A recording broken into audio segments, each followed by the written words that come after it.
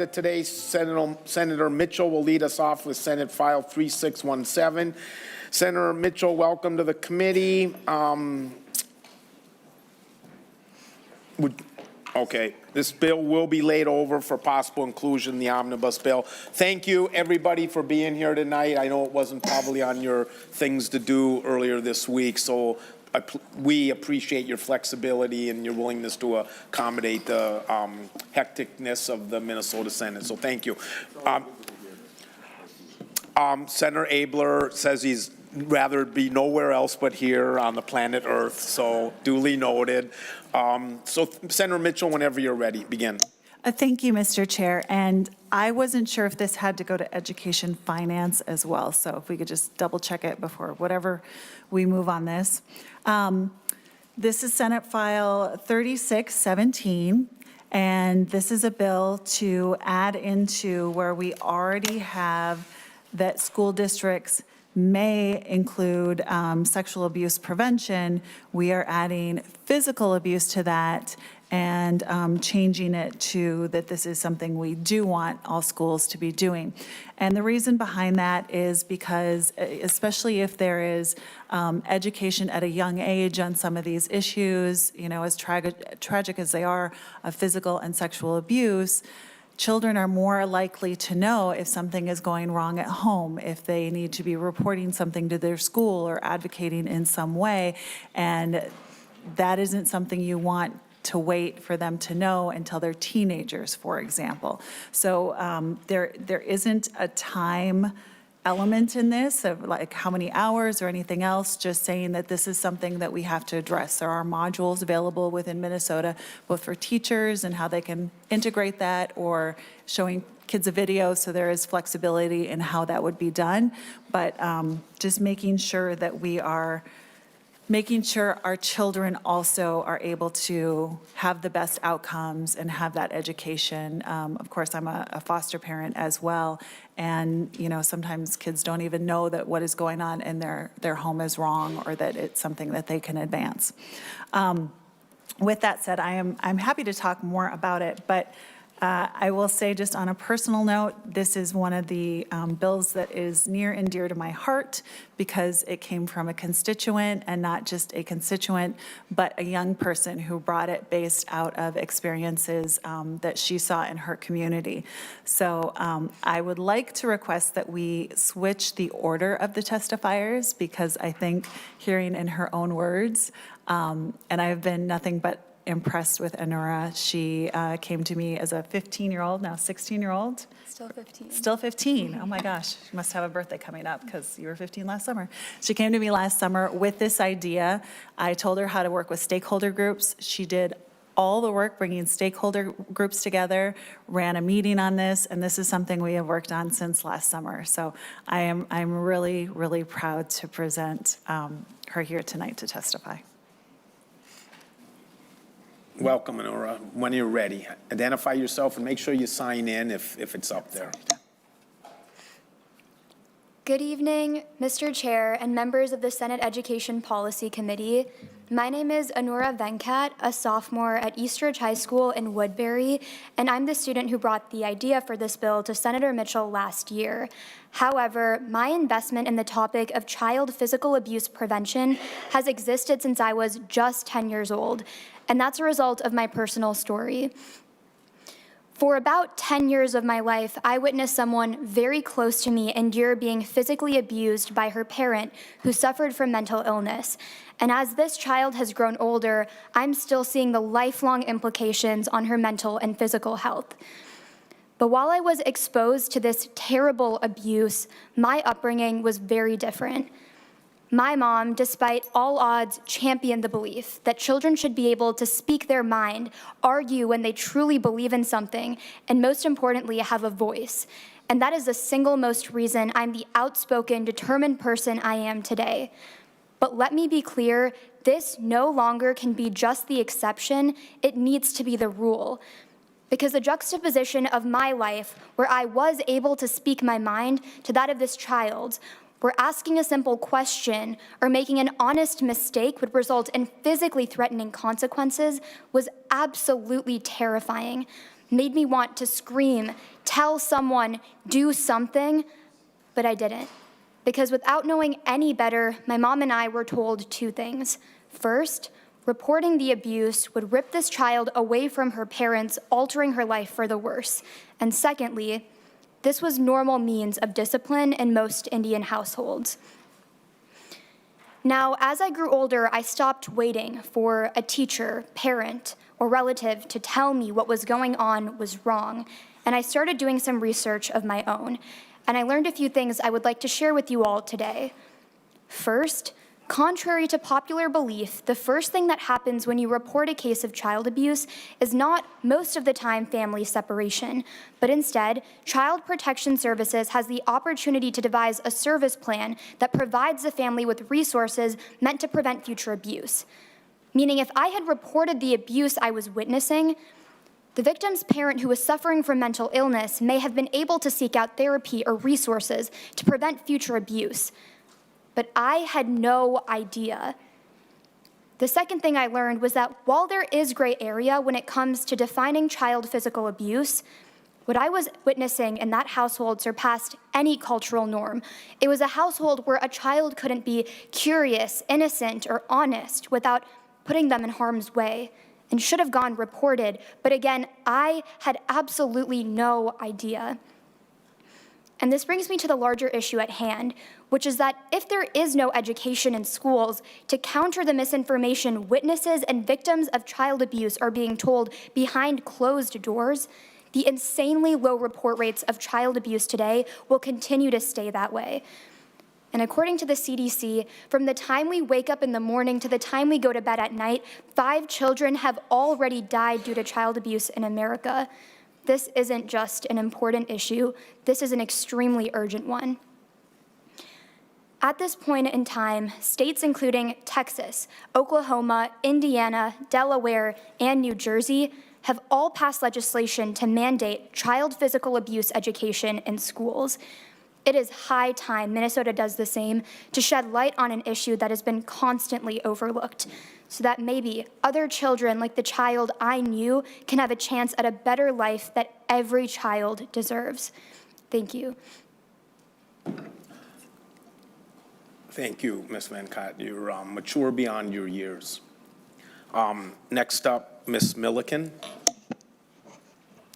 Good evening, Mr. Chair and committee members. My name is Marcia Milliken, and I'm the Executive Director of the Minnesota Children's Alliance, which is a coalition of children's advocacy centers and multidisciplinary teams dedicated to providing protection, advocacy, justice, and healing to all child abuse victims and their non-offending caregivers. We are committed to prioritizing the safety and well-being of children.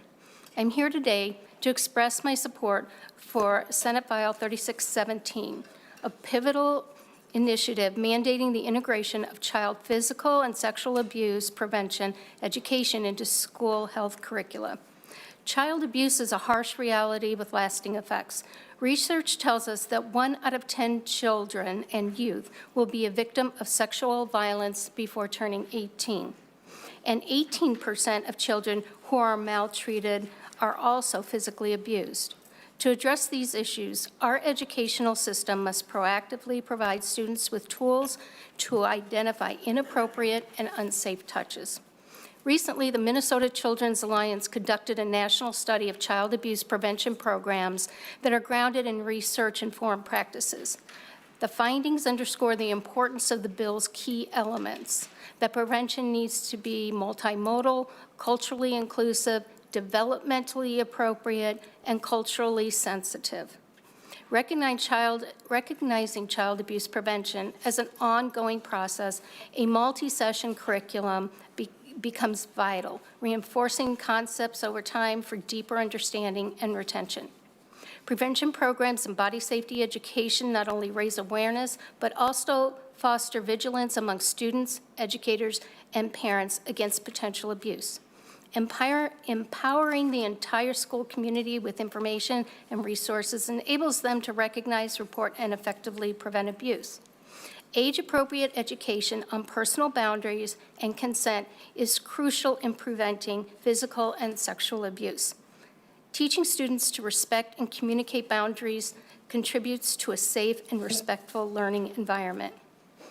Another critical provision of Senate File 3617 is the requirement for school districts to train instructors on managing disclosures during child physical and sexual abuse instruction. Research underscores the pivotal role of an adult's response to a disclosure in a child's healing process. The impact of child abuse extends beyond immediate victims to the entire school community. Implementing comprehensive prevention programs is both a moral imperative and a strategic investment in our children's health and success. Our educational system must actively equip students and educators with tools to identify, prevent, and respond to instances of abuse. I urge you to consider the profound impact comprehensive child abuse prevention and instruction can have on the safety and well-being of our children. Integrating such education into the health curriculum empowers students and contributes to creating a safer and more informed society. Thank you for your attention and consideration. Thank you. Members, questions, comments?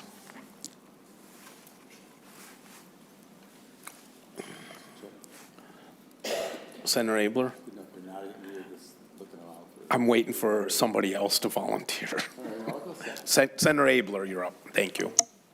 Well, thanks, Ms. Venkat. Thank you for coming, and you're remarkably eloquent, and thank you for working on this. And I agree. We don't want any physical and sexual abuse, and Senator Mitchell and I and a bunch of others over the years have worked really hard to try to sort this out. And so your idea that it should be more actively approached in the school, I think, has some merit. I do have a couple of questions for the author, though, not for you. I think that you've sold us on the need for it, but there's some practical things about this that how do you actually make it work? And in the bill, there's some language, Mr. Chair, and so I don't know which one of you wants to answer, but this is interesting that you've laid a few parameters, multi-session, which means more than one time. Could one of you explain to me what culturally inclusive means? Like what does that mean? On line 2.18. Besides what it looks like, I mean, how are you specifically going to handle, all the different, my district has like 52 languages and lots of cultures. So what does that really mean that you intend? Mr. Chair, thank you for the question. So culturally inclusive would mean that we do understand sometimes different cultures that come to the United States do have different methods of discipline. And, we want to honor that there are some differences in how we might do things. I might do a timeout and you might do something different. And sometimes there might be something different within a culture. But when it goes from something that is perhaps cultural into abuse, that is where we draw the line. So we want to be respectful. If there is something non-abusive that is cultural, that we are not misnaming that abuse when it is not abuse. All right, Mr. Chair. Thanks. That's not clear. So you might, as this moves, you might want to describe that you're talking about cultural mores and understanding, because that culturally inclusive is just a little broad. So if you're trying to make this, just trying to make it actually work. And then and culturally sensitive, would that be kind of similar? You might just want to elucidate that. It's kind of a slogan more than instruction. So just a thought. And then I just have two more sections I'm curious about. The training, this would be the health teacher, do you think, doing this? Or who would be doing this? Senator, can you cite the line? Oh, sorry, yeah. That'd be online. helpful for us. Thank you. So you had it memorized, Mr. Chair. 2.26 talks about training. And so are the instructors like a health teacher? Or is there somebody else that's going to come in and do this, do you think? She's nodding at you. Thank you, Mr. Chair. So this isn't going into effect this school year. If it passes or is included, it would go in the next school year. And that's some of the stuff that, we would continue to work on because we were talking, as we were talking to all the different stakeholders, one of them that we had at the table at one point, I think, was the Wetterling Foundation and some other groups. We were talking about really what they found is some of the most effective age to start doing this is possibly even first grade. And if you just even do it as, a half hour here, like 3 times during the year, or maybe that's an hour 3 times during the year, or just are kind of adding it in a little bit, it's more likely to stick, for example. So we're still trying to give the schools a framework to figure out the best way for them to add that in. If it's a little thing that's talked about with I have first graders, so when they were saying this, I completely understood it. If it's something that they're adding in with their homeroom teacher, which is the teacher they're with most of the day, and then as you get older, you might be in those different classes, so then it might be more appropriate to put it in like a specific health class or something else. So there is intentionally some flexibility written into the language as children age, and who might be the best person to add that in at whichever age this is getting added in at. Thanks. And Mr. Chair.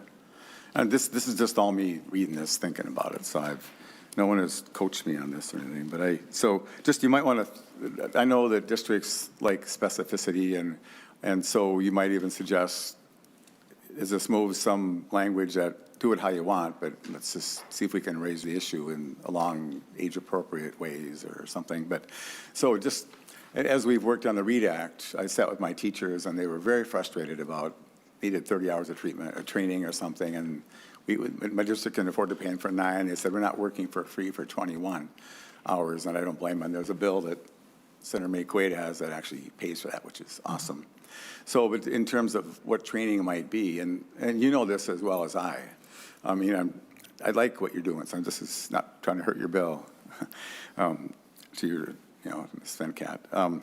But so it has to actually work, and so you might just want to figure out what that might be. And so then if you're going to be managing disclosures, you almost need these people to be counselors to be able to understand and properly address it. And so I don't know you want me to be the person doing it. I'm not trained in counseling. I do listen to people, but you might just want to work on what they do when somebody blurts out something in a class. And so I just think you want to clarify that because I think if you had LICSW sitting up here, he would say, boy, this is a big thing to bite off. So you might just want to take some advice, and Ms. Venkat perhaps can talk to some of the counseling groups about how they would think this could be better delivered to make sure that somebody isn't hurt in the process. Because now this person who's in trouble at home blurts out, my mom or my dad or my brother or something, and now in the middle of class, and because it's a disclosure that might happen. So just as you work through it, it's got a ways to go, but I think you're onto something, and you just want to make sure the districts can afford to do what you want in a practical way when they're like overburdened already, but to accomplish the good that Ms. Venkat has brought up, and I absolutely endorse what she's after. So thank you, Mr. Chair. Mr. Chair, may I just respond, please? Of course. I will say some of the modules that are already out there through the advocacy groups have modules that would both train instructors, if the school wanted to do it that way, or provide video that was content for the children themselves.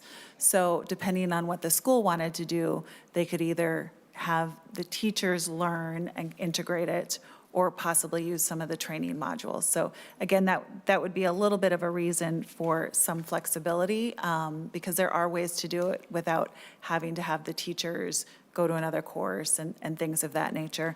I will also say, just in terms of, if a child does say something during a classroom setting or anything else, teachers are mandated reporters.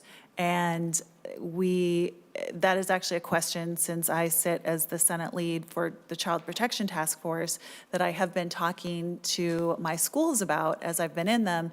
Like, what is your process for mandated? Just because I was trying to educate myself on how it's really working at the ground level, what is your process?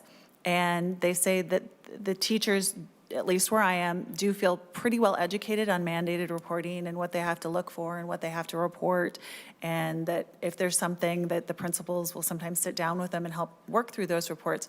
But at the end of the day, the way reporting works is that you're not supposed to really be filtering that information. You're supposed to be taking that information, reporting it to social services, and then that is on them to vet them. So whether that got reported to a teacher or a counselor or anything else, it should actually have the exact same result, because that is just supposed to be reported and not censored or filtered or anything else. So it really should be the same effect. Okay. Thank you, both testifiers. Thank you, Senator Mitchell. Before you make your final remarks, in my 33 years of teaching, we had a lot of workshops during workshop week, and they'd be like little 30, 60-minute sessions. And I was listening to all three of you talk this evening, and as well as Senator Abler. And it dawned on me that most of the workshops we had were academic and pedagogical and intellectual. And I don't remember one training session ever on the social, emotional, physical needs of our students. And so I think in the last couple of years, it's been bills like this that are making us aware of that missing component in our educational system. And it's young people like you that are spearheading this. So thank you both for being here tonight. Senator Mitchell, any final comments? Chair, I just, again, thank you all so much for letting me bring this forward. And again, I'm just so proud that this is a member of my community and how well-spoken she is. That's why I hardly said anything at the beginning. I just wanted it to get to the meat of an actual student who had a wonderful idea and wants to look out for the people coming up behind her. Thank you. Senate File 3617 will be laid over for possible inclusion in the policy bill. Next up is Senate File 1318, Senator Mann.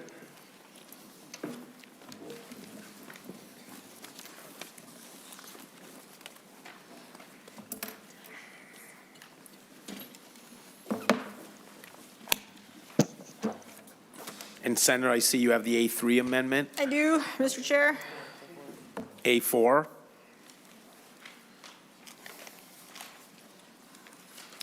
A4. I don't know what's up there.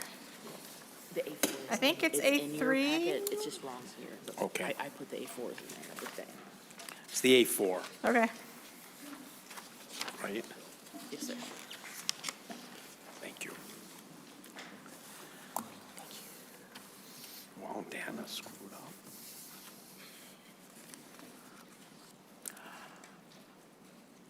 Can I adopt my author's amendment? Yes, please do. Thank you. Sorry. All those in favor of the authorization for amendment, say aye. Aye. All those opposed?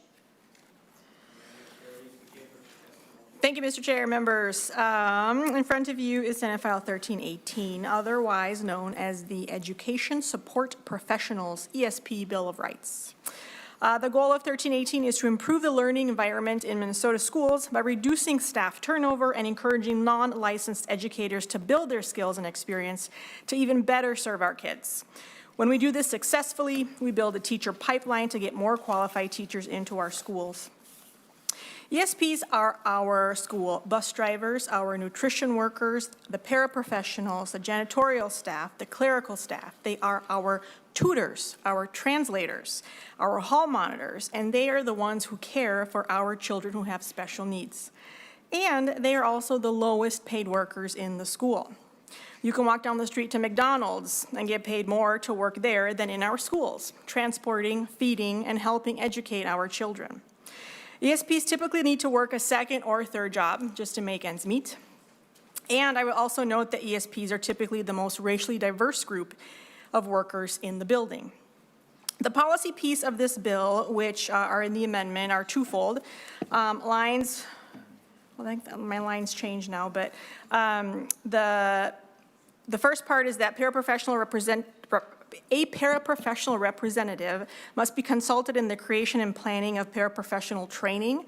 And this is because in the last year, the legislature funded the training of paras. And in conversations over the past year, they reported that they still weren't getting exactly the professional development that was relevant to their work. So we want to make sure that we're not wasting time, we're not wasting money. And the other section will extend pay for full or partial day closures. Last session, we passed into law that schools pay hourly workers in the event of e-learning days. This will extend that to weather events or closures. It does not cost money because school districts set their calendar for the year, and MDE funds them for that full calendar year. So again, making sure that our hourly workers are stable, that they want to come to work in our schools, teaching and helping our kids. And to do that, we need to make sure that they can budget without any surprises. With that, Mr. Chair, I have some testifiers. Thank you, Senator Mann. William Schwant. Yep. Thank you, Chairperson Swazinski, Senators. Good evening. My name is Bill Schwant. I'm the president of the Bloomington Federation of Paraprofessionals. More importantly, I am a special education paraprofessional working with students at Poplar Bridge Elementary School. Last year, you were able to pass historic legislation that improved our public education. From school lunches for all to cross-subsidy money for EL and special education, we can't forget items that directly impacted ESPs like unemployment insurance and paid professional development for paraprofessionals. But much like every big project that we all do, when we finish, we start thinking, boy, I should have added this, or I forgot about that. One example from last year's legislation requires ESPs to be paid by when a district declares an e-learning day. What was forgotten was the potential loss of pay if a district declares an early release or a late start. ESPs cannot afford to lose any pay ever. ESPs are more likely living check to check as we are the lowest paid employees in every district. In Bloomington, where I am the president, just over 60% of paraprofessionals work second and or third jobs to make ends meet. The median gross earnings for a paraprofessional in Bloomington are just north of $25,000 a year. Today I was looking at the Economic Policy Institute, and the estimate that I found was for somebody to afford to live in the metro area, it costs $47,442 a year. In order to attain just a modest, adequate standard of living. That brings me to the minimum wage or minimum starting wage of $25 an hour and affordable health care. I know there are a lot of people that are thinking that we can't start legislating wages for school employees, but we already do that for other groups. Any construction company that is building with state funds has a prevailing wage, and we could actually enact that for public education as well. As far as it being a union's job to negotiate wages, as a president, I sit here and say, we try. I'm currently in the middle of negotiations, and when we try to go for these bigger wages, we're told things along the lines of, if we do that, we have to do it for everyone. If we increase wages, we're going to have to cut other positions like teachers or even cut programs for students. Senators, budgets are moral documents, and those making them fund what they value. And right now, there are a lot of ESPs across the state that feel that our only value is cheap labor. In addition to being a better starting wage, ESPs need affordable health insurance. As I previously mentioned, the median earnings for a paraprofessional in Bloomington, but when we start adding the cost of insurance, especially for those who are taking on family insurance, ESPs are paying up to 30% of their earnings every year to cover health insurance premiums and deductibles. That's completely unacceptable. I also mentioned one of our wins was professional development, and it's a positive change in Bloomington. Unlike teachers who go to school for their careers, paraprofessionals are stay-at-home moms or dads, those who have graduated from high school and are dipping their toe in the education pool before committing to pursuing a teaching license, or those like me that had a career before becoming a paraprofessional. Professional development is imperative to helping all paraprofessionals succeed in gaining the tools for working with students. The more successful paraprofessionals are, the more successful students will be. In hindsight, what was in the final bill It was one of those circumstances that we had to come to some agreements. I know that the House passed 16 hours last year, the House passed 8 hours, 16 hours was in the Senate, and through conference committee, it ended up at 8 hours. Schools don't operate in 8-hour days. We operate in 6-hour days. So when we had our 6 hours of professional development before the school year started, we had 2 hours left to do, and we just did that in the last couple of weeks. I had a number of paraprofessionals, because they work second and third jobs, were very frustrated with the fact that they had to come to school for 2 hours of professional development when they could have been working their second or third job and gotten 8 hours of work in for that day. One positive thing that we're doing in Bloomington is that I am on our district's professional development steering. I have the ability to talk to paraprofessionals every day. I know what paraprofessionals want, and I know what they need. And by having my voice in the room, I believe in Bloomington we're more successful in the professional development that we offer. In closing, I want to thank everybody again for what they did last year. And we have an opportunity again to make a huge impact on public education in the lives of the people that work with the students who we want to see achieve their best every day. Thank you. Our next two presenters, our testifiers, are virtual. Tina Burkholder and Kirk Schneiderwind. Oh, Kirk's not coming. Tina. Hello, everyone. My name is Chris Campa. I'm pinch hitting for Tina, if that's okay. Yeah. Okay. All right. All right. Well, good afternoon, Mr. Chair and members of the committee. As I said, my name is Chris Campa. I'm the Director of Finance and Operations for Cambridge County Schools, and I'm the Vice Chair of the Legislative Committee for the Minnesota Association of School Business Officials. Thank you for the opportunity to speak today regarding 1318. I think it is a really well-intended bill, and we really support all efforts to improve conditions for both our staff and our students. However, really, it's just our concern is related to the financial implications, which are essentially just threefold. Number one is who pays for it. We know that school districts across the state are struggling, and many districts have announced significant budget cuts, and just if any increased labor or health insurance or any other costs were borne to the district, it would just make it a challenge to balance budgets. Secondly, and maybe one that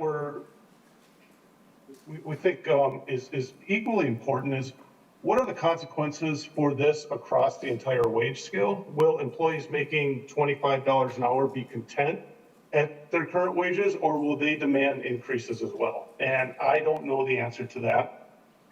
But the wage inflation beyond $25 an hour could be more expensive than just bringing everyone up to $25 an hour. And then lastly, or thirdly, is what does this do for our Birth to 5 programming? Because most Birth to 5 programming is fee-based, and this includes programs such as early childhood, preschool, and daycare programs. And districts facing higher costs there may have to increase their fees, which would increase the cost paid by our families. And our fear is that those cost increases needed to make the programs financially viable would exceed the abilities of our families to pay, which would jeopardize their sustainability. So thank you for your time today, and I would be happy to answer any follow-up questions. Thank you very much. Members? Senator Duckworth? Thank you, Mr. Chair. I appreciate it. Just a couple of questions. First off, appreciate you being here. Thanks for your testimony. Very helpful. And thanks for all that you do and the folks that you work with and represent do for our kids, not only in Bloomington, but for all your colleagues across the state of Minnesota in our schools. There are a couple of spots on here. I'm going to go to lines 4.23 to 4.32. And Senator Mann, I know you might not have the current version in front of me, so it's the portion that talks about a minimum of 16 hours paid for professional development prior to a school year, which I don't think is a bad idea at all. But my question is, have there been any estimates as to what that cost might be, or what districts would be looking at in terms of how that would impact their budgets? It's okay if you don't have an answer. I'm just curious. Mr. Chair, I don't have the answer. Okay. If I may, Mr. Chair, line 5.22, there's a blank that talks about districts getting financial assistance at the rate of blank per pupil. Is there a number that's been kicked around as to what that might be, or is that still kind of up in the air, up for discussion? Mr. Chair, still up in the air. Okay. And then on the last page, there's some blanks regarding appropriations. Just curious if any numbers have been kicked around there. Mr. Chair, same. Okay. I know this isn't education finance, but I'm assuming there's a fiscal note that'll be coming at some point. Is that fair? Okay. So if I may, Mr. Chair, just a couple of comments, and they're coming from a good place, but they echo a lot of what the testifier just had to share as it relates to the cost to districts. At the risk of sounding like a broken record, we had this conversation last session when we talked about historic funding and then the reality of what it was going to mean for districts and the costs that they actually had to bear. I think one of the most recent estimates was collectively school districts across the state were about $300 million in the hole. One of my districts in particular, the Lakeville School District, had to cut $7 million from their budget after receiving or in the midst of historic education funding. So that's not to say that you're not justified in the request or what you're trying to do here. What I'm simply trying to underscore is when it comes to those numbers and providing districts the finances to comply with the law or this mandate would be absolutely critical to its success and to not putting our districts in a financially bad situation like some of them have experienced. I do think, too, when you start talking about mandating what a district's going to have to do in terms of health insurance coverage, et cetera, we kind of begin to cross the line in terms of allowing districts and employees to negotiate and come to agreements themselves versus the state requiring them to do something in particular. So with that being said, Mr. Chair, I just want to remember or remind everybody to be a little bit cautious about some of these sweeping bills that come with dollar signs attached to them for our districts if they're going to have to be the ones to implement them. Again, not saying it's a bad bill. The intent's good. We want those people to be compensated, but we've got to back it up if we're going to pass it with the actual dollars to do so. Thank you. Senator May-Quade. Thank you, Mr. Chair, and I think my questions might be for Mr. Campa, if you're still around. Yes, I am. Thank you so much.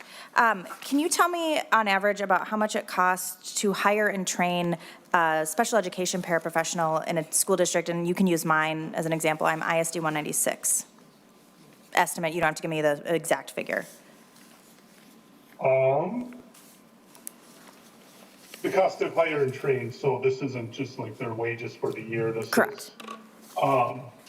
I don't have a good estimate. I'm sorry, I don't have a good estimate, but that is something that we can get for you. Mr. Chair. Thank you. Mr. Campa, would you care to give me a ballpark? I am candidly not a number estimator. Is it like $500, $2,000, $40,000? I have no idea. So do you want to ballpark it at all?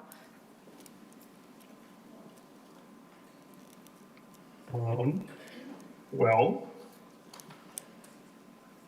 if you just look at it as, for a paraprofessional with an average wage of $20 an hour, and you did, we do training and then we do orientation, so maybe that's $6 an hour, so that'd be about $120.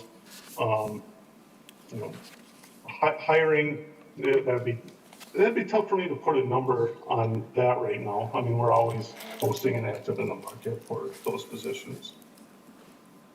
Mr. Chair.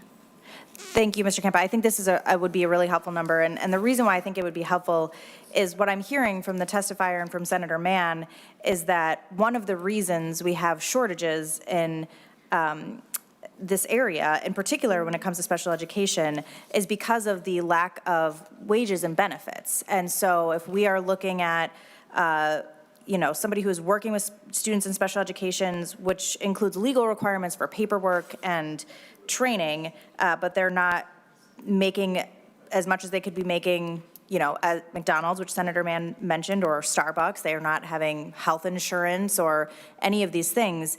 I would wonder if it might be more expensive for districts to continue to lose the paras that they're losing and then trying to hire and retrain and lose and hire and retrain than it would be to just pay them what they're at least partly worth and retain them as employees with full, or at least the benefits that would help people stay in the profession. And so, Senator Mann, I think this is another good bill that is lending itself towards keeping people in the profession. And we keep talking about these budget shortfalls that districts have, and that's real, and it's because pandemic-era funding closed. It's gone. So we made historic investments in our education system, ones that we hadn't seen in, this century. But it's true that it came along with the ending of pandemic-era funding, and there was no amount of investments that we could have made as a legislature that would have accounted for that ending. And so it's really harmful to say that the historic support that we put behind schools is the reason why they're facing budget shortfalls. We're facing budget shortfalls because the federal money left. And if the federal government wants to kick in the 30% for special education that they're supposed to, that would be really helpful. But Senator Mann, finding a solution for this really critical problem that our schools are experiencing, I think is important. And I wanted to ask you a question. Does this bill come with funding for the some of these pieces that you're putting into? I know they're blank, but is the intent to fund them? Mr. Chair, so I would also add to your comment before I answer that question is that we have a shortfall in our schools, not because of the historic funding we put in, but also because we have underfunded our schools for over 10 years in a divided legislature who did not support public schools. Yes, so to answer your question, the purpose of lines, as Senator Duckworth pointed out, 5.22 and 6.9 and 6.13 is that that's where the funding for all these things will go. Thank you, Senator Mann. I think that's a really important piece to your bill. Senator Mann, any final comments? I just have one subtle correction. I mean, it's not a correction, but that list of names or professions that you listed, bus drivers, school cooks, we usually in our society refer to them as support staff, and I wish we started saying the word critical staff because maybe that would elevate their job esteem in our culture by calling them the critical staff that supports the teachers and to do all the great work to help our kids rather than calling them support staff. But anyways, just an FYI as you move forward in your quest to, so Senator Mann renews her motion that Senate File 1318 passes as amended and referred to Education Finance Committee. All those, did I ask you if you had any final remarks? You did. Did I let you have that? I will just say thank you for that correction, and we can call it the Education Critical Professional Bill of Rights, so the ECP instead of the ESP. And the work that our ECPs do is critical, Mr. Chair, to properly functioning schools. We need to provide them with fair compensation, and to call that a mandate, I think, is not accurate. And they need to have the respect that they deserve. So I appreciate your support. Thank you, Senator. Senator Mann renews her motion that Senate File 1318 passes amended and be referred to Education Finance Committee. All those in favor say yes. Yes. Aye. All those opposed say nay. Thank you. Your bill passes, and we'll see you in finance. Thank you, Mr. Chair. Next up is another Senator Mann bill, and I see you have the A1 amendment. Yes, sir. And this is Senate File 3974 with the A1 amendment. And I assume you want to move the amendment? Please. All those in favor of the author's A1 amendment, say aye. Aye. All those opposed, nay. The amendment's adopted. Begin your testimony, Senator. Thank you, Mr. Chair. Senate File 3974 is the parental notification bill. It's a very simple bill. If a student is pulled out of class for an unscheduled reason that lasts for more than 10 minutes, we want a parent to be notified. That's it. We want to add one more layer of protection for our kids while they're at school. We want parents to know when kids are getting pulled out of class. There's obvious reasons that we want parents to know what's happening with their kids, but there was a particularly awful occurrence that you will hear about later today. I do want to thank Senator Coleman and Senator Wiesenberg for their support on the bill, and with that, Mr. Chair, I will pass it on. Good evening, Senators. My name is Matthew Singh. I live in Brainerd, Minnesota. Our son was the victim of sexual abuse while under the care of Minnesota Public Schools. In 2021, our son was struggling with school, work, and considering taking his own life. He finally came forward that he had been sexually abused in 7th and 8th grade. The abuse took place in 2015 through 2017 at the Bagley High School. Lincoln was in 7th and 8th grade. He was sexually abused by Clearwater County Sheriff Deputy and School Resource Officer Neil Dolan. Our son was taken out of class at times 2 to 3 times a week, brought to his office, and abused. 5 years prior to this abuse, Dolan was caught straddling a student in his office by staff. Nothing was done at that time to prevent this from happening again. In fact, he was allowed to cover the windows of his office and lock his door. Lincoln was not the only victim abused at the school. There are others who have come forward. Our son now suffers from PTSD, depression, and a host of other problems that make it too hard for him to speak here today. We advocate on his behalf. One statement he made to my wife and I was that he prayed someone would check on him, open the door, and save him from this hell. This is a horrific experience for our son, the other victims, and us as a family. We are not here for empathy. We are here because our son wanted to see a change in the system. The public school should be a safe place, free from sexual abuse. As parents, we were not once notified that our son was being taken out of class. We attended conferences, sporting events. We were always readily available for our children's needs. If we had been aware our son was being taken out of math class, we would have immediately questioned the reason why. We were never given this opportunity because the school never notified us. We deserve to know what is happening with our children. Our request for a parent notice bill is simple. It places accountability on the schools who are entrusted with the care of our children. If children are taken from the classroom, we should be made aware. Parents have a right to know what is happening with their children. The Minnesota Department of Education, unions, and associations will tell you all the reasons they can't and shouldn't be mandated to address this. They will tell you it's impossible to have open doors and parent notification. They will tell you this is not a systemic problem and this was an isolated case.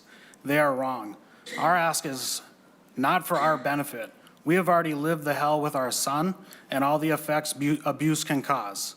This is for your children, your grandchildren, your nieces and nephews, and the loved ones that should not have to be abused in this system. This is not a school resource officer either. This is an education problem. The schools are acting the same as the Boy Scouts, the Catholic Church, and other organizations that for years said they provided a safe environment, much like Minnesota schools claim. They do not. In closing, I have yet to speak with anyone who doesn't think this should not be in place, including teachers and staff at education in Minnesota. Thank you for your time. Thank you. Next testifier. Good evening, board members. My name is Jordan Singh. I am the wife of abuse survivor Lincoln Singh. Today, I am speaking on behalf of Lincoln's grandma, who could not make it in today.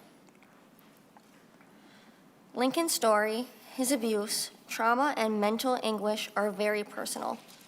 Lincoln was fortunate that he had the love, support, and professional help that he needed. In spite of that, Lincoln's life is far from normal due to the trauma that he experienced. We demand laws to ensure that this does not happen again to another child. Research tells us that, for one, educator abuse is a problem. 2, it is very unreported. 3, many victims never come forward due to the trauma, shame, and fear. Only 6% of victims come forward with their abuse. Sexual abuse is also a very costly problem with secondary issues of mental illness, drug abuse, and loss of productive lives. Pedophiles are skilled in grooming, isolating, and manipulating children. The schools are responsible for the education of our children. However, children cannot learn if they are not in a safe learning environment. This legislation will make it harder for pedophiles to gain access, to isolate children, and to go unnoticed. Specifically, this bill helps to protect our children by addressing access to children. The creation of this bill will show that Minnesota is willing to take a stance on preventing abuse by limiting access. In this public hearing, it will be recorded that this legislative body is aware of the problem. The abuse is not limited to the Bagley School District. In fact, it could be happening in your districts right now. How will you address those parents when they have come to you? You have the ability to either drive change or yield to the opposition, allowing pedophiles to continue to groom and abuse our children. Thank you. Thank you. Members, any questions? Senator McQuaid. Thank you, Mr. Chair. And Did we have another testifier? There is Oh, I'm sorry. Identify yourself and sign in, please. Thank you. Mr. Chair and committee members, thank you for the opportunity to address this important matter. My name is Michael Singh. I'm the uncle of a child of sexual abuse survivor, Lincoln Singh. In learning about Lincoln, you know why we are here today and the magnitude of the problem at hand. A solution starts with acknowledging an uncomfortable and difficult conversation. Pedophilia is defined by a sexual perversion in which children are preferred sexual objects. For most of us, the definition alone elicits a grotesque response, one that is difficult to imagine and even harder to talk about. Objectors of this bill will want you to believe that this is an isolated incident. A simple Google search can prove otherwise. Here are 7 names of convicted and jailed sexual offenders of children within the last 3 years. All of them are educators and employees of Minnesota school districts. They are teachers, they are principals, and they are coaches. Educator sexual misconduct remains prevalent in U.S. schools. One study reported 11.7% of recent U.S. graduates reported sexual misconduct occurring during K-12 education. Has our Minnesota Department of Education affiliated unions and associations learned nothing from the religious institutions and Boy Scouts who have faced this issue and have been forced to respond? Why does the Department of Education propagate the pledge of silence? The solution starts with prevention. Pedophiles are looking for positions of power and access to children. A key component in prevention is eliminating the isolation of children. Objectors of this bill will tell you how sexual abuse cannot be mandated by policy in our schools. I encourage you to send them a message. It is their responsibility to prevent sexual abuse of our children while in their care. Their lack of mandated policy is neglectful to the safety of our Minnesota children. Parent notification and open door policy bills are a first step in preventing unrestricted access and bringing awareness of sexual abuse in our schools. Now you have the burden of saving children from harm as they rely on your protection and your voice. This is not a time for complacency. If not now, then when? Or how many victims will be enough? The silence is now shattered and the silence is now shattered, and this marks the day that future victims will look back at your leadership decisions. Thank you for taking ownership and publicly shouldering the responsibility of protecting our Minnesota children from sexual abuse in our schools. Thank you all, the testifiers. Senator McQuaid. thank you, Mr. Chair, and I want to thank the Singh family for coming and sharing their deeply personal story to highlight how important this bill is. Senator Mann, my only question for you is on line 1.7, if a public school student is pulled out of class, can we extend this to charter school students? And this might be a question for council. Can we extend it to all students, public, private? I'll let Senator Mann go first, but charter school, can we include that? Sure. Yeah. And can we extend it to private schools? Mr. Chair and Senator McQuaid, charter school students are public school students, so they're already included in the in that language. And regarding non-publics, the state does not regulate non-publics. You could put it in, but there's not really a way to, Enforce it. yeah. Okay. Thank you, Mr. Chair. If I may, Mr. Chair. Senator Duckworth. To Senator McQuaid's point, we might not be able to require it of them, but the bill could include a recommendation that they do. That's something we do in higher ed all the time. We'll do something for public and then make a suggestion to the University of Minnesota since their Board of Regents governs them, but that might be a worthwhile endeavor to consider for this bill. Thank you. Senator Coleman. Thank you, Mr. Chair. Thank you, Senator Mann, for bringing this forward. I would encourage the recommendation for private schools. I went to a private school, and there was a time that I was pulled out of a classroom by a staff member, and that conversation was incredibly inappropriate. I spent the rest of my time at that educational institution waiting to get out. I never wanted to run into them in the halls. I never wanted to see them again. And I think perhaps, had my parents gotten a phone call, because I wasn't going to bring it up, there may have been a different conversation. They would have asked, why don't you want to talk about this? And so I would certainly encourage us to put language in that incorporates all schools, because it doesn't just happen in public. Thank you. Thank you, Senator. Any final thoughts, Senator Mann? I will work on that language. And I just want to say, you know, by and large, our schools are safe, people working in them are caring people, but we do want to protect our kids from any bad actors. And this is a very simple added level of protection that our kids deserve so that we don't have any more stories like this. So thank you. Thank you, Senator Mann. Thank you, testifiers. Senate File 3974 as amended is being laid over for possible inclusion in the omnibus bill. Next up, Senator Coleman, 3771.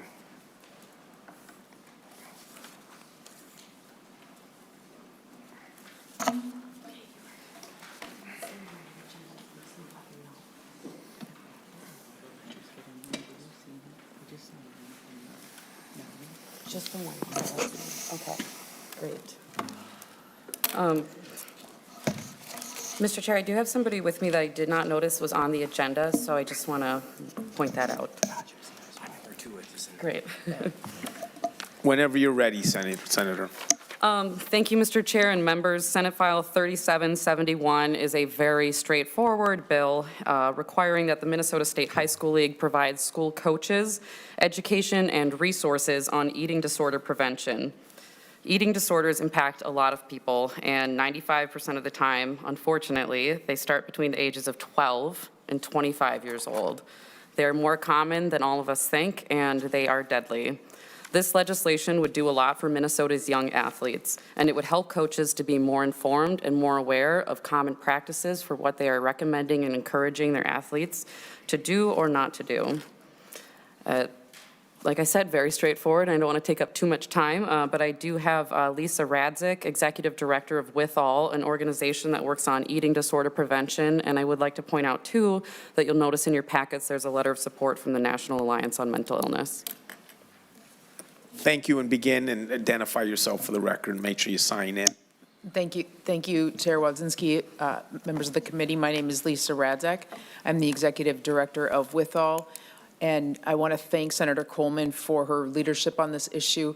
And I also want to thank the Minnesota State High School League for their early support of this legislation and the effort here. As I said, my name is Lisa Radzik. I'm the Executive Director of Withall. And we work to stop eating disorders before they start. How we do this is we take what experts have known for decades and we try to bring it to Main Street, to parents, teachers, coaches, pediatricians, so that we can bring it to our kids before they begin the disordered thinking and behaviors that lead to an eating disorder. That is what Senate File 3771 does. If enacted, it would support school coaches under the purview of the Minnesota State High School League to have increased awareness about eating disorders, eating disorder prevention, and what they as key role models for our kids can do to create environments where our young people can grow up feeling good in their bodies and with food, because that is how we know we can prevent eating disorders. Why does this matter? 1 in 5 Minnesota women will have an eating disorder in their lifetime, and 1 in 7 Minnesota men. And eating disorders are really costly to Minnesota's economy. They cost us about $1.1 billion every year. As Senator Coleman said, 95% of eating disorders start between the ages of 12 and 25. And I think it's important to note when you think about the 2011 concussion law, our kids experience an eating disorder at least as often as they experience a concussion. A kid with an eating disorder is 12 times as likely to die compared to a peer without an eating disorder.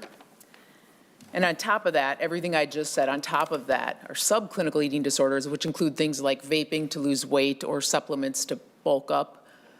That's 30% of our girls engaging in that behavior and 17% of our boys. And as you know from headlines in the last few years, this issue isn't getting better. It's getting a lot worse. Advancing this legislation is going to help our young athletes, and it's going to help our coaches to feel more confident and more aware. I think because of a communication issue, there's really important letters that didn't get into the packet that I'll make sure to work with the committee to share with you all, from Olympian Jesse Diggins, former Minnesota Vikings, Chad Greenway, and then some top experts. And it's important to note at the University of Minnesota has 2 of the premier experts on eating disorder prevention in the world who wrote letters of support on this, in addition to parents who have lost children and individuals for whom this legislation would have helped. Again, thank you to Senator Coleman, and with that, I'll turn it back over. Thank you. Mr. Chair and members, I'm Roger Arnson. I represent the Minnesota State High School League. It's a pleasure to come in here and talk about a bill that we really like, that we think is an excellent idea, that regardless of what happens at the end of the session here, we're going to do this. Because it's an excellent thing to do. So the committee knows the State High School League actually has taken on the responsibility for training and certification of all coaches in Minnesota. We have an ongoing cycle that they have to go through a continuing education program. We have the communication vehicles to do this. We have units. Lisa's already met with our executive director as an initial meeting to talk about how we're going to do this. This is just an excellent idea. And I know we're talking about a lot of different pieces that we're putting into health standards and other place. This is a very good place to put this. And the more that we can expand it, probably the better. So we're really happy to work with Senator Coleman and with Lisa to move this forward. So, Mr. Chair, just a pleasure to be here and talk about this. Thank you. Members, questions, comments? Senator, final words? No, just thank you for the time. I know it's been a tight schedule, so I appreciate you fitting us in. And if you could get those letters to us so we could distribute them to the members, that'd be so wonderful. So thank you, and thank you, Senator Coleman. Thank you so much.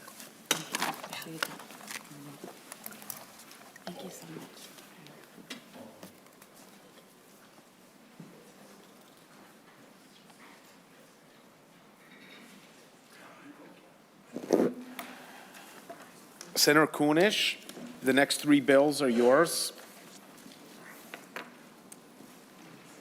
And just for the record, in case I don't know if I did, but Senate file, the last bill is being laid over for possible inclusion, or based on Mr. Aronson for definite inclusion in the omnibus bill. So thank you for that.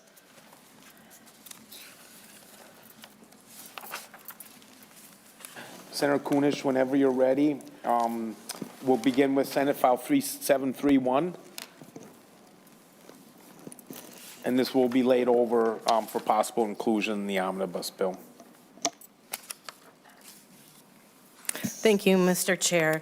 The bill that we have here is called the North Star Education Accountability Plan, and it requires the Commissioner of MDE to amend the state's accountability plan, known as the North Star, to not require a school district to report a score on a Minnesota Comprehensive Assessment, otherwise known as MCAs, for a student who opts out of the assessment.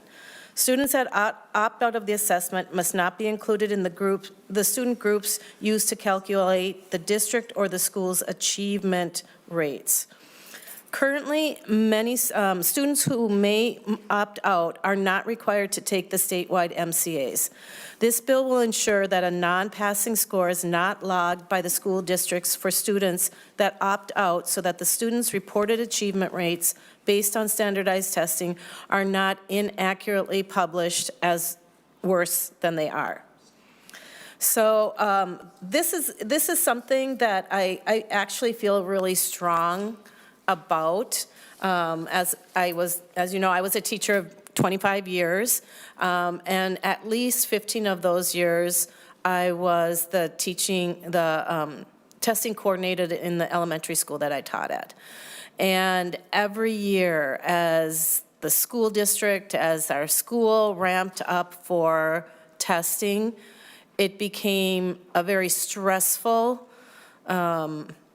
unproductive atmosphere for our students and for our teachers. There was so much focus on testing and teaching to the testing. There was actually one year where our principal said, don't do social studies, don't do any of that other stuff, just do math and reading. And fifth graders do science. That's all she would allow them to do.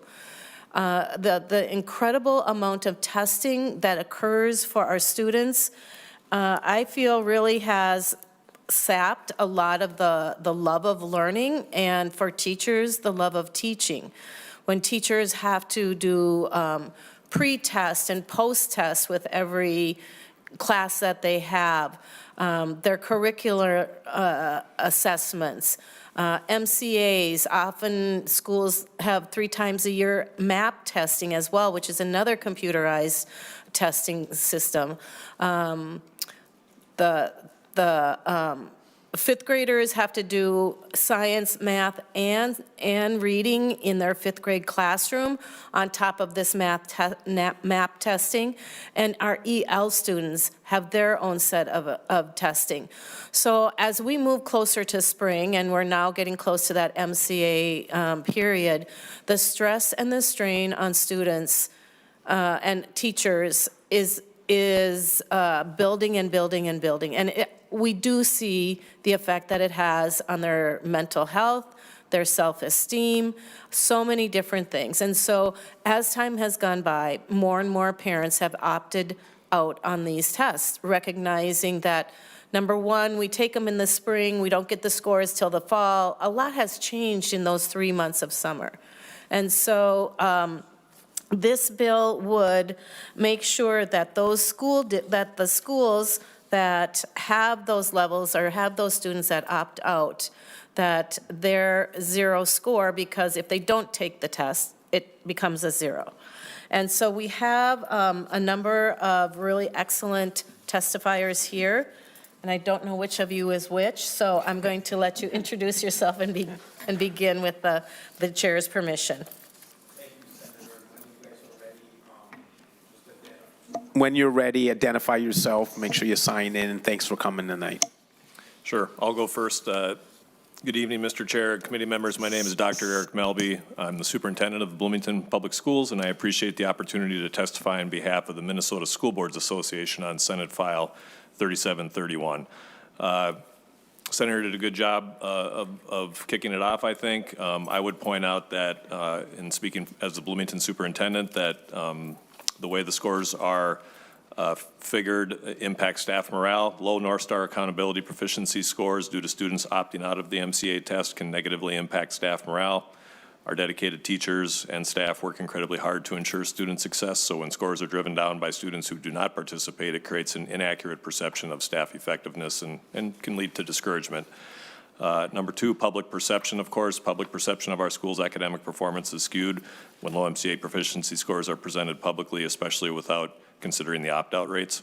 Low scores don't necessarily reflect the performance of all students and paint an incomplete picture of our school's academic achievement. And thirdly, I'll wrap up with unfair punishment, and I'm going to go off script a little bit, but the current practice of counting opt-outs the same as not proficient for North Star calculations unfairly penalizes school districts. I can tell you that at Jefferson High School in Bloomington, we have a significant number of families who opt out of the MCA test, and for our special education population, it's a higher than average opt-out rate as well. And so What I'm concerned about as superintendent, once some rules go back to what they were before COVID, we're going to end up getting on the, I call it the naughty list, but, you know, not having proficiency around special education in particular will cause us to have to work with the regional centers of excellence and come up with an improvement plan. And if you're familiar with special education, you know that there's already a ton of paperwork and time involved in just taking care of regular business. Because of the opt-outs, I don't know that Jefferson's special education program needs to have an improvement plan, but the opt-out being in the denominator as a zero impacts that score and causes more work, frankly. So thank you for your time tonight, and I'll pass the microphone over to my colleague. Sorry about that. Good evening, Mr. Chair, committee members. My name is Dr. Julio Caesar. I am the Executive Director of Research, Evaluation, and Assessment at Bloomington Public Schools.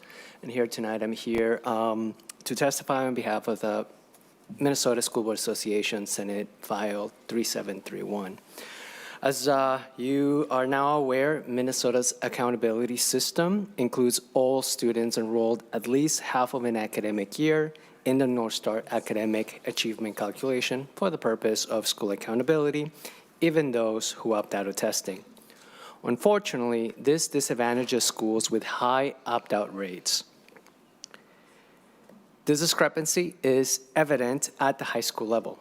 For example, as Dr. Melby mentioned, Jefferson High School, among students who took the math MCA in 2023, 61% of them achieved proficiency in math.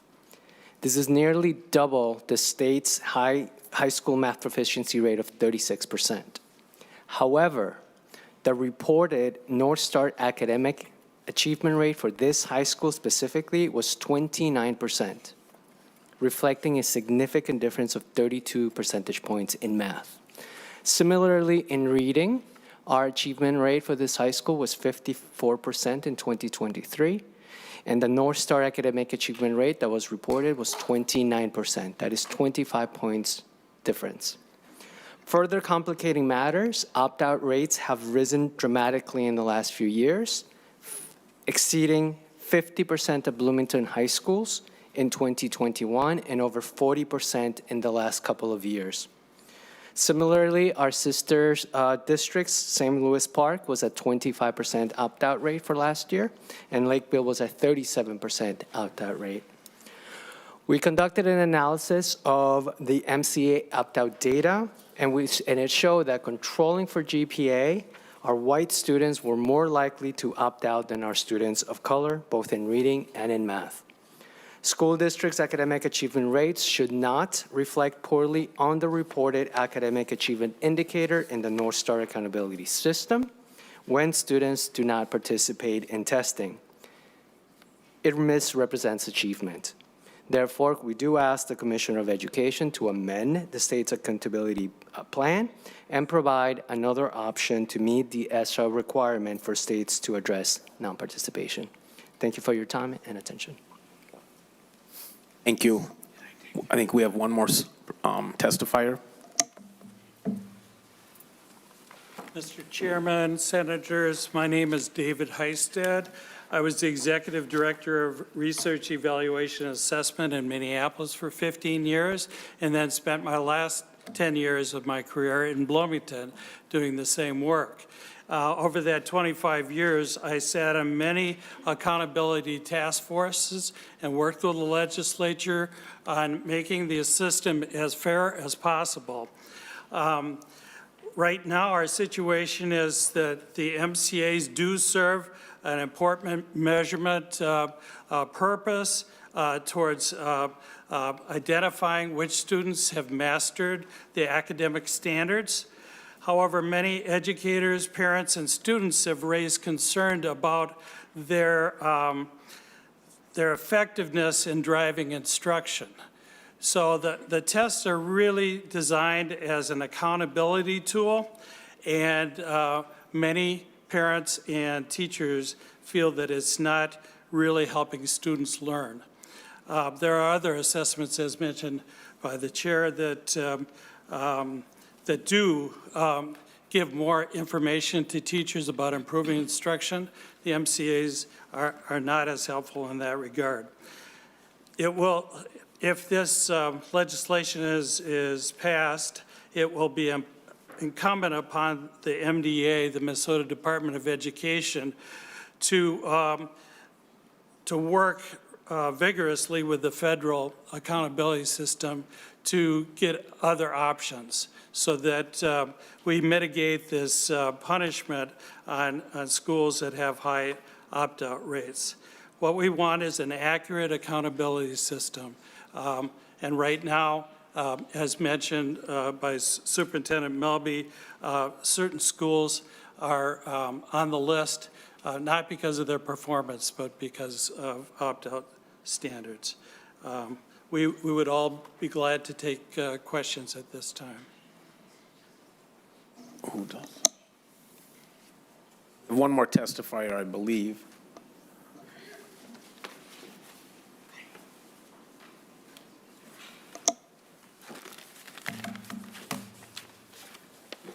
Begin when you're ready. Good evening, Mr. Chair and members. My name is Shayna Morse. I'm the Assistant Director of Government Relations at the Department of Education, standing in for Mr. Uni, who was on the agenda. First, we want to thank Chair Kunesh for connecting with MDE to hear our concerns as it pertains to what the federal government's requirements and expectations are around accountability. Just for some background on accountability, the federal Every Student Success Act requires two things when it comes to participation in academic achievement. First, once the participation rate at a school drops below 95%, any non-participation after that must be counted as not proficient in math and reading achievement calculations under the accountability system. That part is not flexible.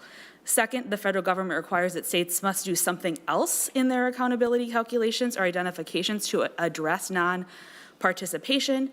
And this something else in Minnesota, our model essentially assumes that aforementioned 5% that is kind of the give me is counted as non-proficient. While there might be some flexibility on the second prong, it likely means, changing the entire model to something that is not any less punitive. As an additional clarification, there is no score assigned to an individual student who doesn't participate in the test. If a student lacks a valid score, they are included in the denominator of the math and reading achievement calculations, but a score is not created for them. This also means that the general purpose calculations of proficiency that we do at the department outside of accountability, only includes students who were tested and received valid scores. Speaking specifically to this bill, we do have concerns that removing opt-outs like those recommended here would not pass federal approval.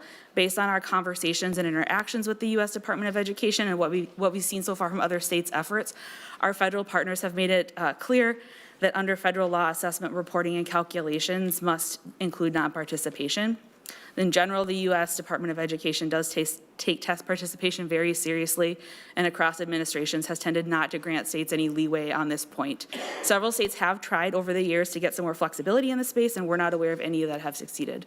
So thank you for taking the time to hear those comments tonight, and we're happy to continue the conversation as it's helpful. Thank you, testifiers. Members, any questions? Senator Duckworth. Thank you, Mr. Chair. Well, I had a few questions, but I think based on the testimony I just heard, they might not be relevant. So maybe this would probably be a better question for you who just testified from MDE, if you don't mind coming back up. Sorry to make you come back up. If I heard you correctly, you said that the federal government allows for 5% leeway, and then if the opt-out rate exceeds 95%, that we essentially have to do what we're currently doing as it relates to how this is being currently handled. Did I understand you correctly? Mr. Chair, Senator Duckworth, in our current model, yes, and can quickly get out of my depth in the space of accountability. There could be an entirely different model that could potentially be adopted as I understand it, but it would be one where I've heard that they sort of like, it ranks like A through F kind of scores, and so it's not necessarily less punitive, and there's probably similar and even stronger sort of sentiment about some of those other models. So within our current model, yes, we are required to count non-participation as non-proficient above 95%. Okay. Thank you. Mr. Chair, I noticed this gentleman came up, so if you've got something to add, I'd love to hear it. Mr. Chair, Senator, that's absolutely what you mentioned was completely correct. Just a quick clarification. Even though the students do not receive a score, because it's in the denominator, they're still being counted. So technically, mathematically, it's still giving a 0 because we're counting those students. However, I'm gonna just address the second comment regarding the another option that must do something else. As stated currently, Minnesota uses the option of modifying the calculation by counting all non-participants with students who are not proficient, which meets that something else requirement in the law while keeping the calculation itself simple.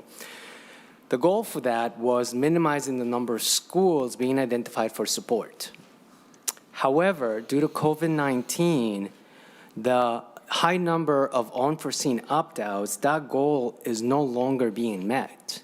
In fact, after this year, the number of high schools identified for support could raise if the number of opt-outs stay the same. However, as mentioned, there are other states that do something different with the formula. As mentioned by my colleague, Illinois utilizes the summative grading system without calculation modifications. So instead, they penalize schools with a low participation rate by lowering their overall grade. So for instance, a school with an initial grade of an A will be downgraded to a B. What we are asking is for MDE to explore other alternatives, because we know other states do something different with the formula. So we are asking MDE to perhaps explore more alternative solutions by consulting with experts in the field and other states that are doing something different. This would allow us to gather a wider range of perspectives and potentially identify more effective approaches. We could also ask MDE to conduct a cost-benefit analysis and using other methods to measure the impact of the number of schools that could be identified for support.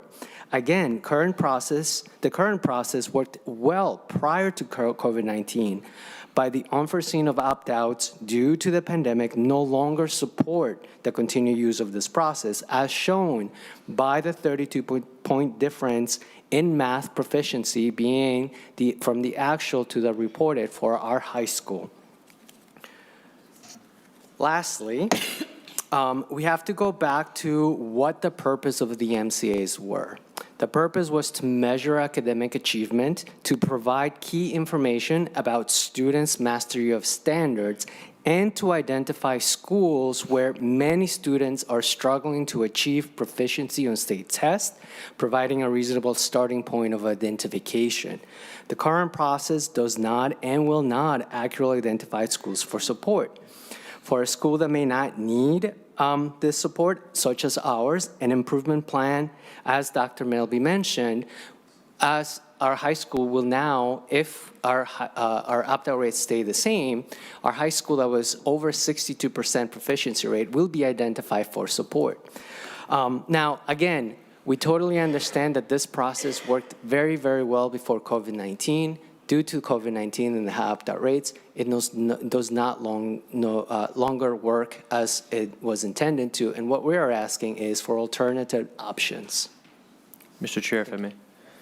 Thank you. That is helpful. I appreciate it. So the bill doesn't say that you want MDE to come up with an alternative option. The bill says that what MDE can't do. And so what I'm trying to say is I understand where you're coming from. I think a good approach would be let's have the conversation about what that alternative would be. Let's know it and understand it 110%. And then if we get buy-in to pursue that option instead of what we're currently doing, then let's go ahead and make that switch. I think that would make a lot of sense rather than saying something to the effect of we're just not going to my fear is this bill is going to lead to more opt-outs. That's my fear. And I understand that districts don't want to be penalized from a score standpoint if a student decides if they decide to opt out. That makes sense. You shouldn't be held against the district. But when I hear some of the percentages that were shared earlier about opt-out rates, it makes me say this bill should say students aren't allowed to opt out. Now, that's not going to get me any friends. But to your point, the MCA and those assessments exist for a reason. And if we are not assessing students and their progress or lack thereof, that's a significant issue for our state education system in general. And so, rather than us focusing on not penalizing students or districts for students choosing to opt out, I think our conversation should be how do we get more kids to do whatever assessment it is the state chooses to pursue? Because that's going to give us the information we need to make the fixes to whatever that we need to in schools to help kids succeed at the end of the day. So a couple of the other questions I had, sounds like they're already tracked. It sounds like you guys keep tabs on which kids opt out, demographics of them, maybe even reasons why. I don't know. That's all important information. But let's not just simply remove something or change something without having a holistic solution also in place that we're going to pass in conjunction with the change that this bill is looking at. So not necessarily against your bill, Senator Kunesh. I just want to make sure that we're not taking a step backward. Thank you. Thank you. I have two questions. I just want 10-second answers, though, because we have to get going. Do students have to say why they're opting out? Yes, they do. And what would be, 10 seconds, the top 3 reasons why students are opting out? Top 3 reasons would be test anxiety, depression, or other mental health issues. Students who are in special education, for example, have to take a non-grade level test. The student might be in 7th grade, but reading at a 3rd grade level. This can be extremely frustrating for the student. They may end up crying or be under the desk. There are many good reasons why parents are considering opt-outs, especially since the pandemic, when we've had such an impact on social and emotional issues. Okay, thank you. Senator Kunesh, any final words?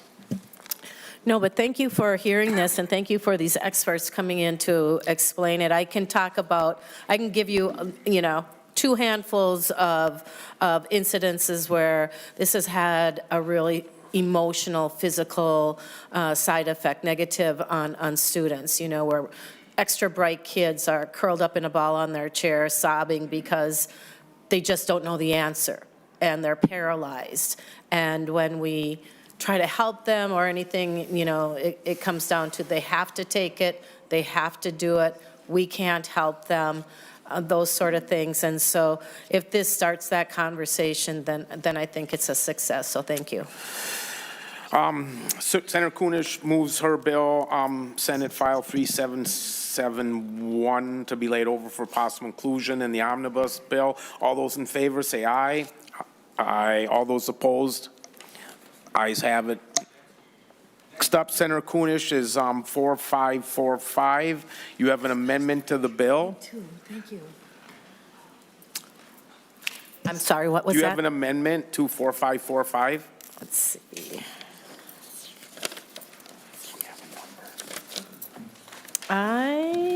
Yes, I do, as a matter of fact. It's A1. The A1 amendment. Okay.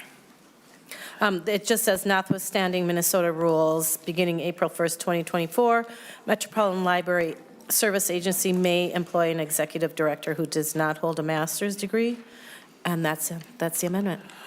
Okay, all those in favor of the author's A1 amendment, say aye. Aye. All those opposed, nay.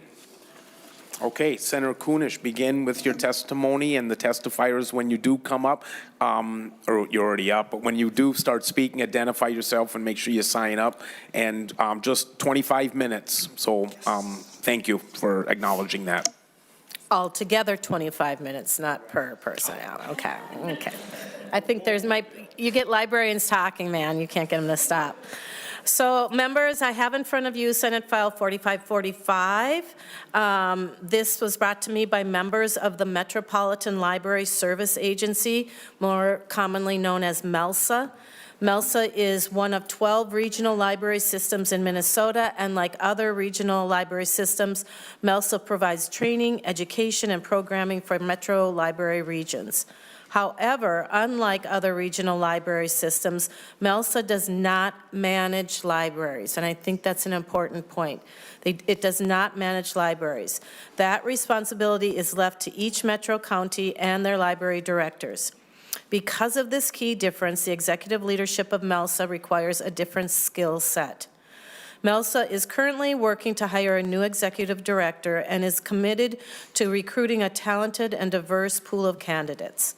However, the hiring requirements in state rules require that all regional library executives hold an MLS degree, Masters of Library Science.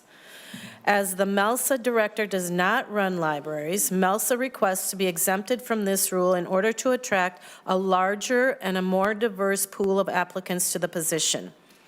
This bill directs the Commissioner of Education to exempt MELSA from the requirement that is in rules that states the executive director needs to have a master's in library science. So I have with me today Carver Commissioner Matt Uderman, and Dakota County Library, is it Margaret Stone? No, It's Maureen. Maureen, From yep. St. Paul Public. But Yep. So, and they will speak to their need and their desire for this bill. Thank you. Begin whenever you're ready. Mr. Chair and committee, anybody that knows me knows I'm a little long-winded, so I'm going to do this as fast as I can. At current stage, this is what our pool of candidates would look like if we used existing rules.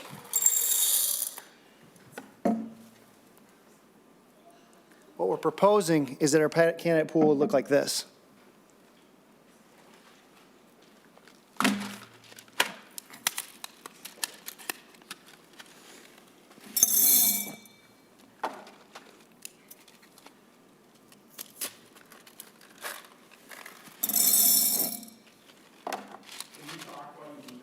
You bet. I'm calling this the greater and plenty rule and bill because we want greater candidates and we want more plentiful candidates. As it is currently, there's only one program in the state of Minnesota that offers either one of these degrees.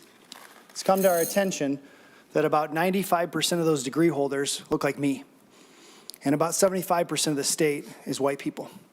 We believe that we should expand upon what Governor Walz put into law in October, which is a broader candidate pool. We want to expand upon what I believe MDE did by loosening some of the requirements for their nurses so that they could come forward and have a broader candidate pool. I think we want to echo what Hennepin County did in 2019 by broadening their candidate pool and calling for greater diversity. I want to call on the people in alignment with the library directors who unanimously said we need to move in this position.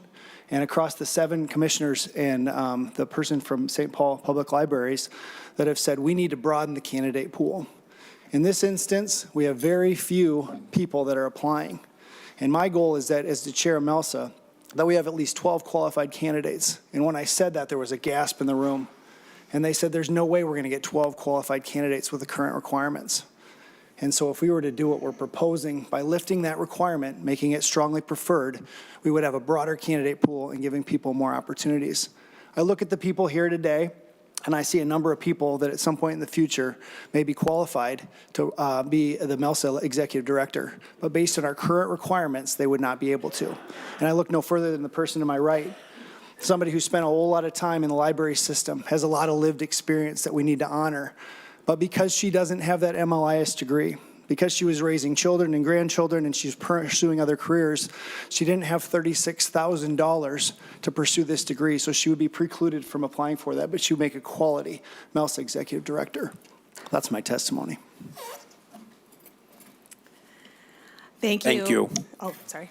Mr. Chair, members of the Education Policy Committee, my name is Maureen Hartman. I'm the director of the St. Paul Public Library, and I've been a member of the Minnesota library community for the past 23 years.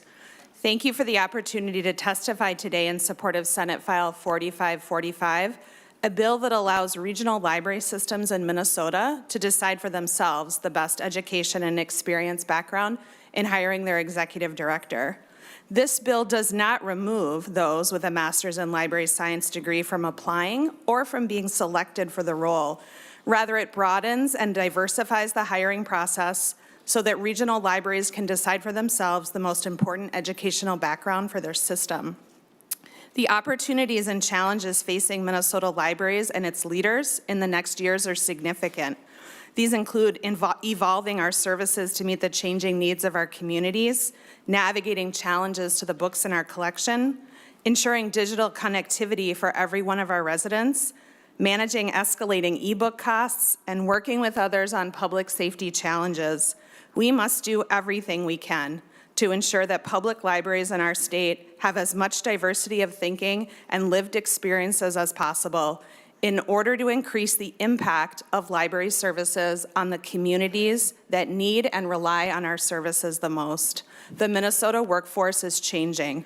At a time when our governor has made such progressive changes as eliminating education requirements for 75% of state jobs, Minnesota libraries and our regional library systems must continue to evolve.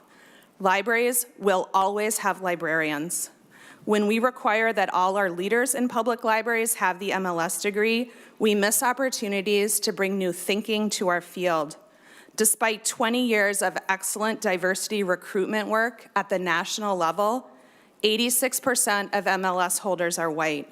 There is only one ALA accredited library school in Minnesota, and it costs over $35,000 to complete it.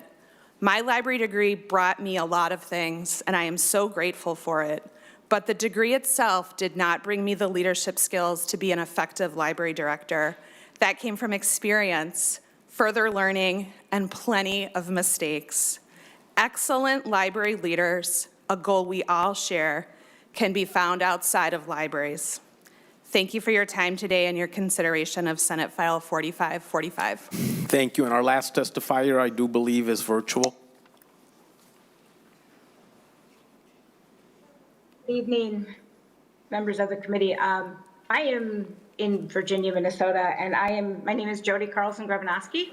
I am the current president of the Minnesota Library Association, and I'm here to speak to you about the importance of Rule 3530.1000, paragraph A for public library leadership.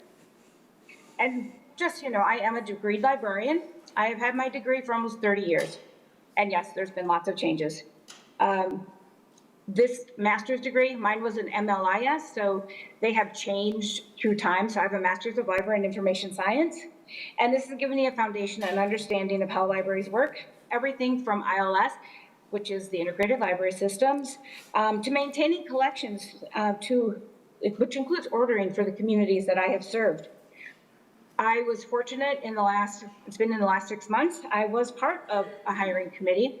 I represented the public libraries. So I'm in Arrowhead region. There are 27 public libraries. So that was what I got to represent. And they recently hired for the executive director position. We used a hiring firm. And I can say that we had people from all over the United States. We had a diverse pool. They all had masters of library and information science. And if most of you know, this is in Mountain Iron, Minnesota. So it is not a large community. So we got amazing candidate pools. We had options. So there are library people out there that do want to come to Minnesota. Professional positions do require professional degrees.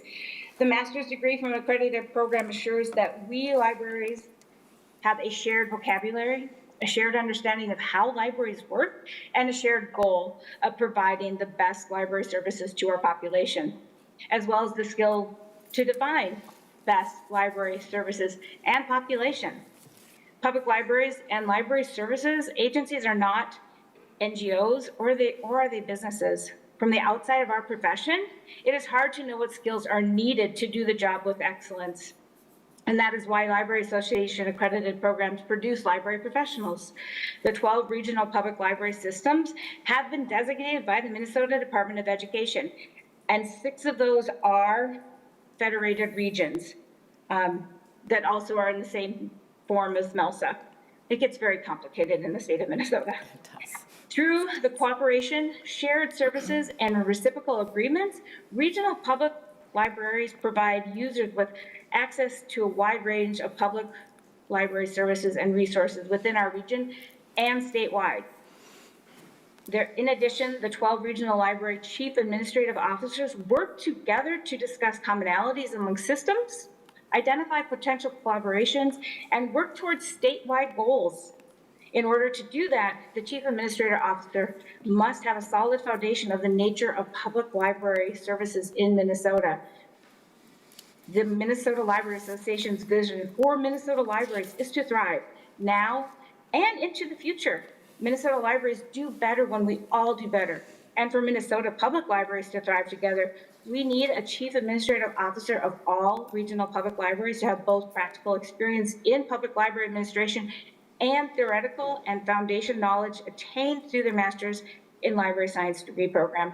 Please continue to support Minnesota Public Libraries by maintaining the integrity of Rule 3530.1000 paragraph A. Thank you so much for your time.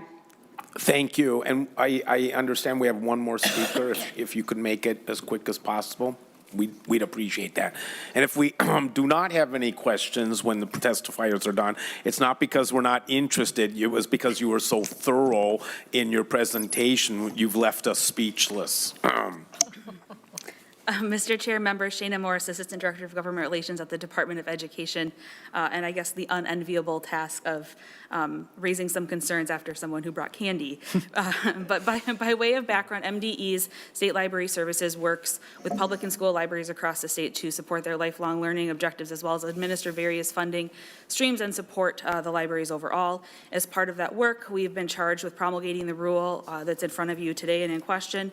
The rule's been in place for a number of years and has served as a measure to ensure that the library structure as a whole in Minnesota has qualified leadership.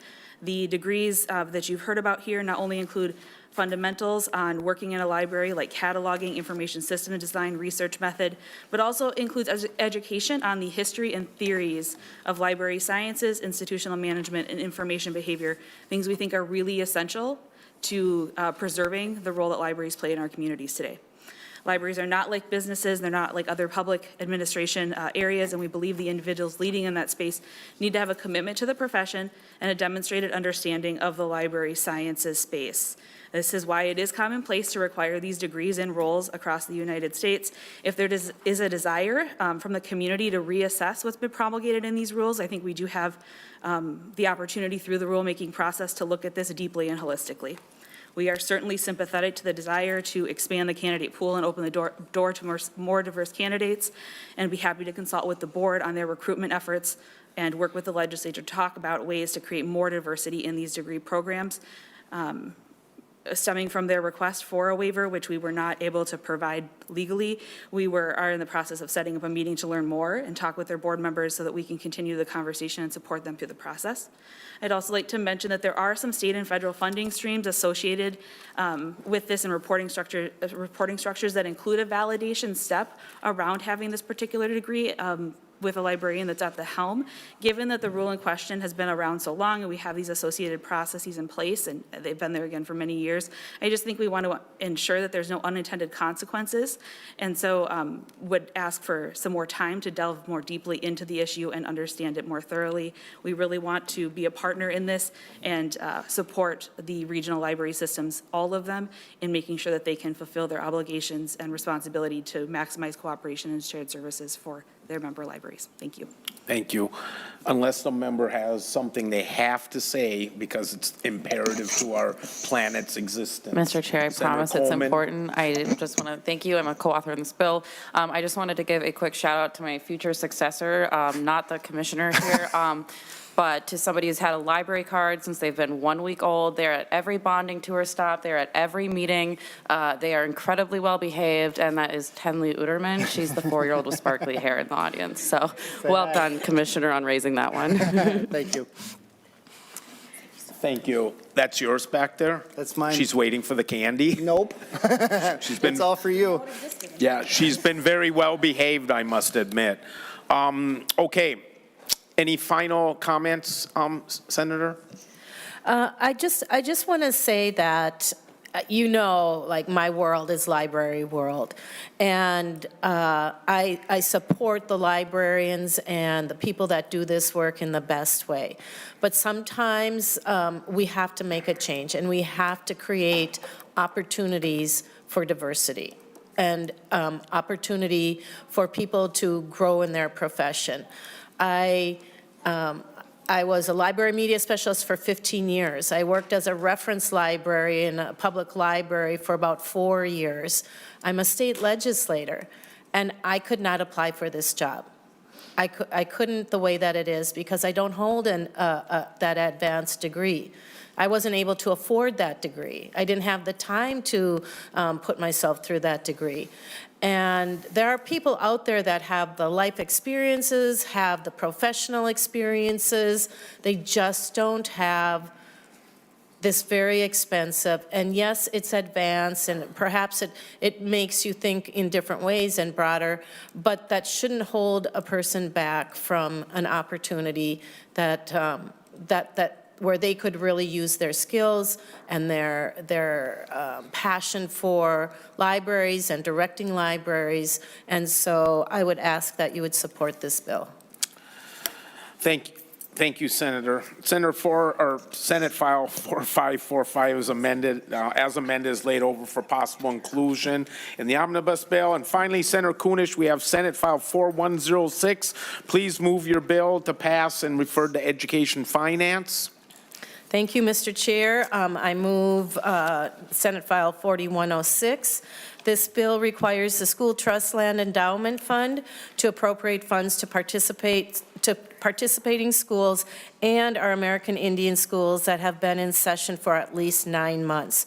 Currently, our 4 Indian schools, our 4 BIE schools, have never received the individual student amount for that comes with the school trust lands. All the other students in Minnesota receive those dollars, but these 4 schools have never been allowed to receive the dollars. We have the Nashing with a population of 131 kids. With this, the passage of this bill, that school would receive an additional $7,600. The Bagonegishig has a population of 204 students. Their school would receive $11,800. The Fond du Lac Ojibwe School with 192 students would receive $11,200, and the Circle of Life Academy with 93 students would receive an additional $5,400 for a total of investment of $36,000. I think Minnesota can do that.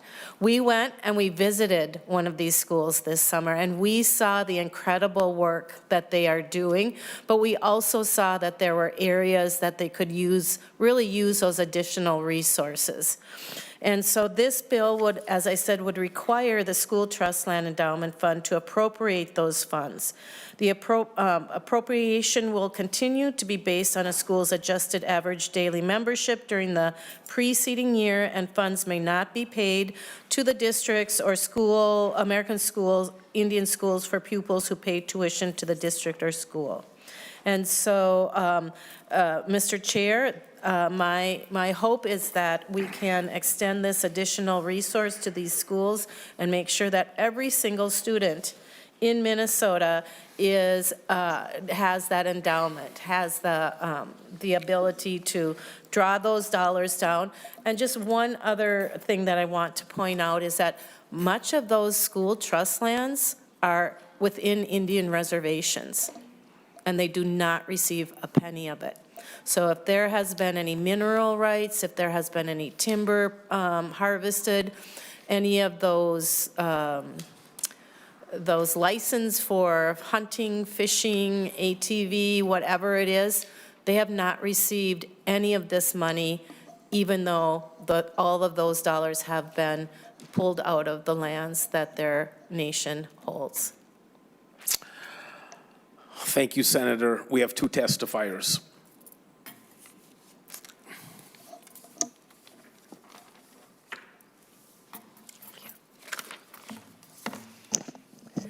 Thank you, Mr. Chairman, members of the committee. My name is Denise Dietrich, and I am testifying in support of Senate File 4106 on behalf of the Minnesota School Boards Association. There are several historical and foundational reasons why we support extending the School Trust Endowment Fund payments to the 5 public tribal contract schools, or 620 students addressed in this bill. And the first reason is because failure to equally share the school trust fund revenue with tribal schools is a breach of trust.